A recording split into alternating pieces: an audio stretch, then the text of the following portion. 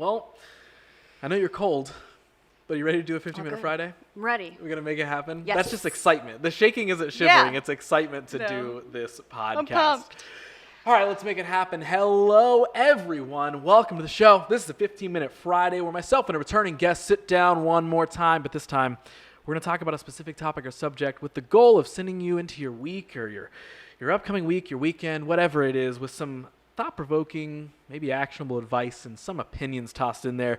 We've got an interesting episode for this one. So first, welcome back to the show, Megan, Pando. Thank you so much for being here. Yep, thanks for having me. Even though it's cold, I appreciate All you good. Sitting down to do this I'll podcast. shiver over here. It's fine. It's fine. We'll say you're excited. So this one's interesting. 'Cause this one's kind of about destructing certain viewpoints or certain values that were maybe instilled in us at one point in time and being able to rebuild yourself based off of your actual, purpose, intention, values that you uncover as we all grow up and mature and become adults and all this sort of stuff. Now, I want to throw the floor to you because obviously this was something that you brought to me with a lot of points that, like, in a way I can't directly relate to, but I will start with this by saying that, like, I feel like what I can relate to in this way is just being from a small town. And now I know a lot of, like, the topics that you want to talk about, that almost sounds like a weird comparison. And I did a past episode of 15-Minute Friday about a lot of this stuff with being from a small town. But, like, I feel like my biggest thing is I do feel like I was raised in a bubble. And I don't mean that in so much of a negative way or a terrible way. This isn't a pop punk, I hate my hometown sort of thing.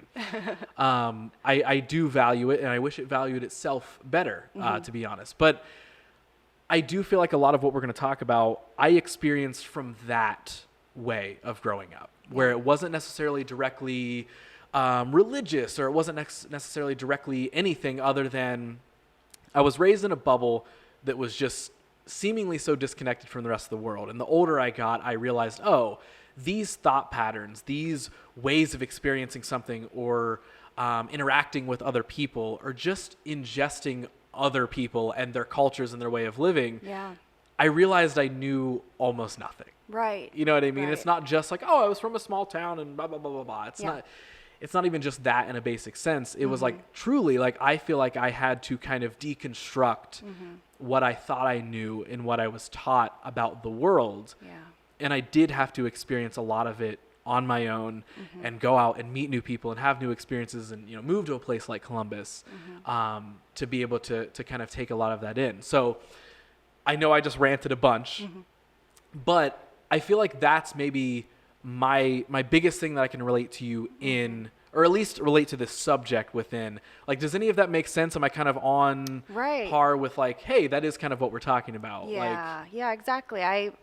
I was definitely raised in a bubble. It was a safe space. I never had to deal with bullies, being homeschooled like 1st through 8th grade. I think my mom pulled us out right after Columbine and homeschooled us. And it was just always safe. I never had to defend myself from bullies. And I also just never had, I didn't oftentimes have to think for myself. So not having that freedom or that pressure to come up with your own values or, what I'm going to do in this situation. I knew, or I was told, this is right, this is wrong. And so then when I got to high school, I was like just overcome with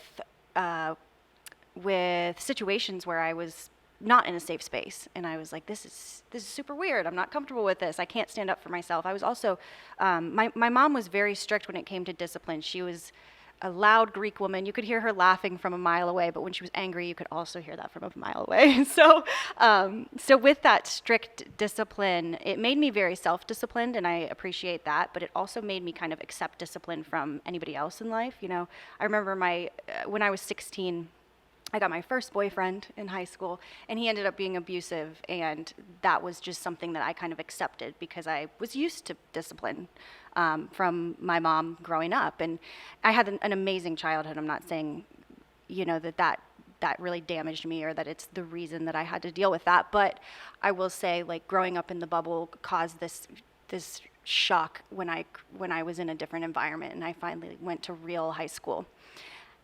And then moving on into college, and going to art school is when I really started to see other people's perspectives and how they were living life totally different from me. And then I was able to learn, like, wow, my bubble really kept me away from like learning about all of these different ways people are experiencing life. And it was so valuable to learn those things from my peers in art school. And I would say that's when I kind of started to think for myself and realized that I could come up with my own value system, and that what I was told wasn't always, necessarily true to me, and I'm my own person, and I can kind of rebuild my own system of values, my own faith, and my own moral compass that I want to have and that I know to be true. And some of that is things that I was raised with, and then some of it I just would want to abandon. So when I was in college, I did join a cult, and so that set me back a little bit. Understandable. As you can imagine, joining a cult is a complex. I didn't officially join a cult, but I was pressured into it a little bit over a couple weeks, and I almost joined. But it became something where they would, manipulate people like me who had that upbringing of being in a bubble and had deep empathy for others and a people-pleasing personality, and then they would manipulate us to, move into their house and give them all our money and all of that stuff. But they were just very, very charismatic people. So they made it look really awesome.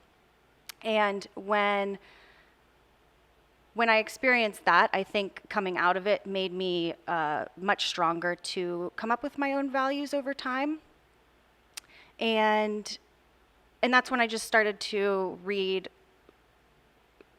different different writings and listen to different podcasts from people who were also experiencing the same thing, in a sense that they were also deconstructing their value system and the way that they were raised and all of that. So I started to learn that other people were also in that same space, and just listening to their experiences kind of helped. What was it that made you sort of like begin to open your eyes to this? Because I ask that because I feel like when you are in a bubble of any sort, right? Whether it's small town, religious influence, friend circle, like whatever, you can't necessarily step outside of that bubble and see, oh wait, I'm in a bubble. I'm thinking this one way, or I'm learning this one way, or I'm ingesting these one set of things or beliefs or whatever. Like, what was it for you when you started to be like, wait, okay, like, not that it's inherently wrong, but like, there's a lot about the world that I don't know, and I want to start learning those different ways. Like, I need to figure out who I am, not the formation of what everyone around me wants me to be. I think it was becoming friends with people who had a different set of beliefs and being like, wow, I can be friends with these people. They are total opposite of me when it comes to these values that I was raised with, but they are amazing people. So how can we be different? And they're also good people, but I've been raised to think that they're not really that good of people. And it's a strange thing to finally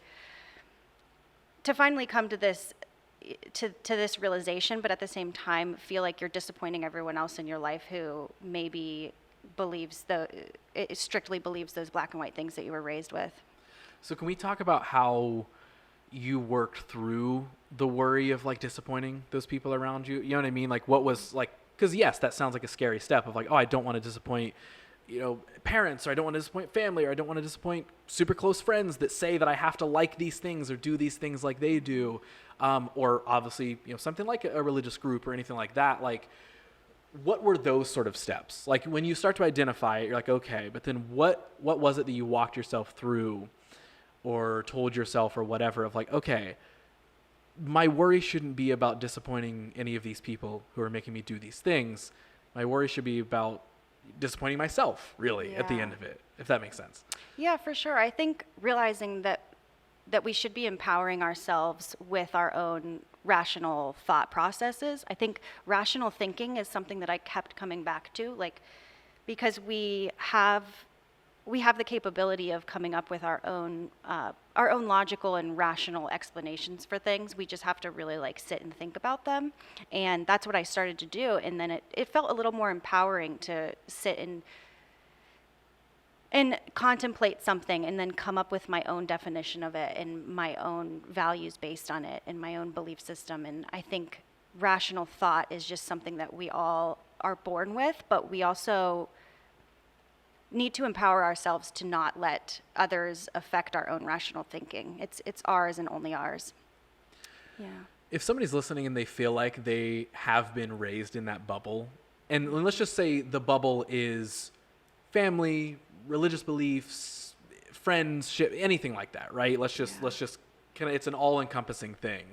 Like, what is it that you'd want to share with that person who is actively like, you know what? Like, yeah, I do feel like I'm kind of stuck in that situation. Like, is there one kind of go-to thing of like, hey, like, this is the advice that I would leave with you?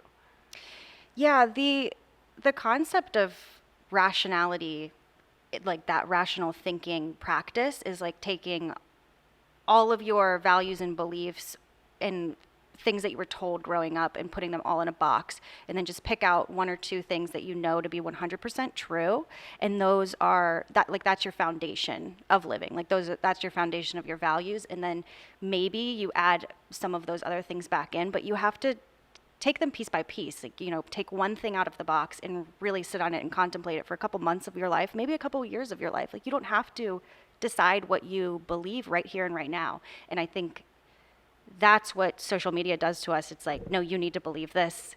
You need to believe what I believe, and make up your mind right now before you even sit on it. And contemplation is something that's become a trend now. If you listen to podcasts about deconstruction and all of that, you'll hear that word a lot. And I think it's really powerful, a really powerful thing and a really powerful tool. In addition to meditation, just contemplating one topic, one thing that you have experienced and really want to break down and decide what you think about it. So yeah, then in that box, you add each of those things back into your belief system, and maybe some of them you abandon. So is that real? Is that what, this is probably a dumb question, but like, is that what kind of a deconstruction and rebuilding process looks like? Yeah. Is something like that, of like, the deconstruction is identifying all the beliefs that I have with me right now, or all the understandings of the world or my surrounding environment that I have. And then deconstructing that is literally taking it piece by piece, like, okay, do I actually individually believe or want this aspect? And then do I actually believe or want this aspect? And then kind of going through that checklist of either yes or no. You got a yes pile, a no pile. And then the rebuilding phase comes from, okay, what are the values that you've decided to carry with you? Yeah. What are the things that you can identify as your individual intention or purpose, or obviously your individual beliefs? And then rebuilding from that, effectively kind of building a new foundation for yourself. Like, is that, Right. That's me speaking it out loud to make sure that I understand it. Is that all like? Yeah, because I think there's, the word deconstruction and reconstruction is that there's something there, but it needs to be broken down first, and then it needs to be rebuilt. Whereas if you don't have anything to rebuild, then you're actually building on a plot of land where there's nothing, and you're able to just build piece by piece, brick by brick, from scratch, which is awesome. But when you deconstruct something, that means there's a house already there, and maybe there's some pieces to it that didn't belong, and you want to take some rooms out or whatever. So it's kind of like remodeling a home, whereas if you don't have a home to remodel because you haven't been affected by other people's leadings or teachings or a cult that you joined, then you don't have anything to rebuild. So that's cool, kind of, that you can just build from the ground up based on what's in your heart. So one of the last things I want to get before we wrap up is, you explained to me a quote that you had kind of like held dear, right? That like, I think therefore I am, sort of thing. Like, why that quote? What importance do you feel like it has? How do you think it relates to like everything that we've been talking about in this episode? Like, Yeah. Well, when I sit down and I really want to contemplate something that I'm experiencing or going through, like a big life change or anything, I start with I think, therefore I am, because it empowers me to realize I am the one who decides what I believe. I am the one who decides where my life goes from this moment, and what my values are, and who I'm going to be remain loyal to in my life and all of that. So I think I have the ability to think. I have the ability to contemplate. I have the ability to build my own life. Therefore, I am here, and I will make it happen. And it's all in my power. So I think that phrase just helps me to simplify that this is all in my control, and nobody else's opinion matters. And what I've experienced in the past doesn't matter. This is just my life moving forward, and I'll make it happen. So. Do you feel like it's all sort of that stuff that you would tell somebody directly? Like if they were sitting down with you right now and they were like, hey, I've experienced a lot of this, whether again it's small town, it's family in the way that they were raised, or it is, a religious group of some sort, and they're like, I feel like I'm stuck. I feel like I'm trying to figure out exactly who I even am outside of these bubbles. Mm-hmm. Like, is it everything that you just said that you would share with that person, or like what would you leave them with? Like, yeah, I would say you were born with the heart and the brain that you were born with, and nobody else has control over that, and you're unique to yourself. So just sit down and think and let yourself come up with your own thought processes and your independence. I mean, just feel empowered by that, and don't let anybody else's opinion affect the way you're meditating on concepts and experiences in your life. But make sure that you do spend that time meditating and contemplating those things, because if you don't, then you're just kind of flying by the seat of your pants. Like, we really need to feel our feelings. We need to think about our experiences and decide what our next moves are, because when we don't take the time to think, then we're not listening to our conscious thoughts. We're not listening to our intuition, Meg, that was a 15-minute Friday. Yeah. We did it. We made another one. That was a happen. wild one. We did it. That was a very fun conversation. So if anybody wants to have more conversations with you, maybe they want to reach out to you about anything that we talked about, maybe their experience, or just come check out the things that you do. Where can they find you around the internet if you'd like them to? Yeah, around the internet. I'm usually at work at Maker Social over in Franklinton, the DIY bar. So you can stop by anytime. It's next to One Line Coffee if you've been over there. And makersocial.com or megpando.com. There's a megpando.com? No. Oh, okay. Now I was like, wait a second. I didn't know that existed. There should be. Who's to say you can't make one? It would just be videos of my kid. Which is, that's sort of Instagram. Yeah. That's, Follow me on Instagram if you want to see my crazy child. You can also do that. Meg, thank you so much.